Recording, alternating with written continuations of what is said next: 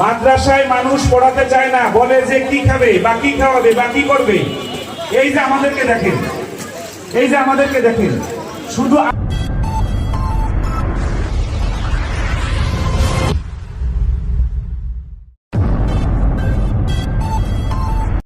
সবাই চান ইনশাল্লাহ।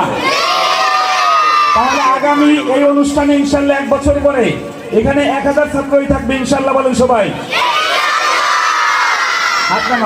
আল্লাহ আমাকে অনেক ভালোবাসেন। আমার এই কথাটা বললেই আমার ওই কথাটা বলতে মনে চায়। রায়হানা কোন ইন্দোনেশিয়া আছে, না থাকলে এখানে আসতো, ও বেড়াতে গেছে একটু। আমি এই কথাটা যখনই বলি, আমার মাদ্রাসায় 3000-এর বেশি ছাত্র আলহামদুলিল্লাহ, 450 শুধু স্টাফ আছে আমার এখানে প্রতি মাসে আলহামদুলিল্লাহ আমার উস্তাদজি বসা আমার পাশে। আমি গত মাসে 51 লক্ষ টাকা প্লাস বেতন দিয়েছি শুধু আমার স্টাফদেরকে। এটা আপনাদের নেট দোয়ায়। মাদ্রাসায় পড়াতে চায় না মানুষ, মাদ্রাসায় মানুষ পড়াতে চায় না, বলে যে কি খাবে বা কি খাওয়াবে বা কি করবে। এই যে আমাদেরকে দেখেন, এই যে আমাদেরকে দেখেন, শুধু আমি খাচ্ছি এরকম নয়, আমি 400 পরিবারকে আমি লালন পালন করার ব্যবস্থা করে দিয়েছি। ঠিক না বেঠিক ধরে বলেন? আমি কোরআন দিয়ে লালন পালনের ব্যবস্থা করে দিয়েছি আলহামদুলিল্লাহ। সুতরাং মনকে কেউ শুরু করবেন না ইনশাআল্লাহ। এই কোরআন আল্লাহ রাব্বুল আলামিন শুধু এই দুনিয়ায় নয়, কিয়ামতের দিবসে এই কোরআন আমাদেরকে সেফটি দেবে। ঠিক না বেঠিক ধরে বলেন? এত ভালোবাসো কেন, এত ভালোবাসো কেন,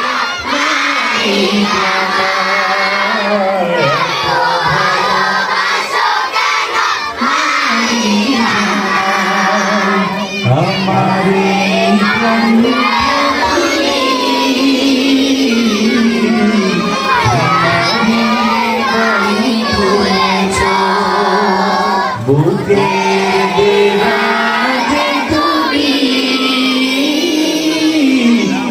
তুমি সাথিয়েছো। এত ভালোবাসো কেন কি করে শুকর তার করি আবার। এত ভালোবাসো কেন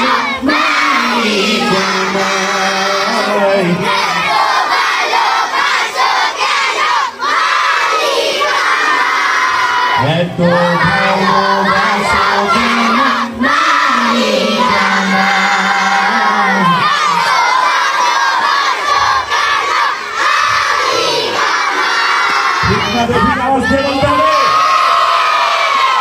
আল্লাহ আমাদেরকে কত ভালোবাসে এটা আল্লাহ ছাড়া আমরা বলতে পারবো না।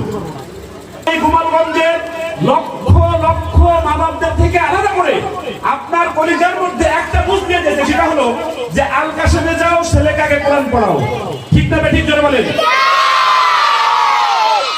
এখানে কিন্তু মডেলে বাচ্চারা পড়ে, রংধনুতে পড়ে, বড় বড় স্কুলে পড়ে, তারা জজ বানাবে, ব্যারিস্টার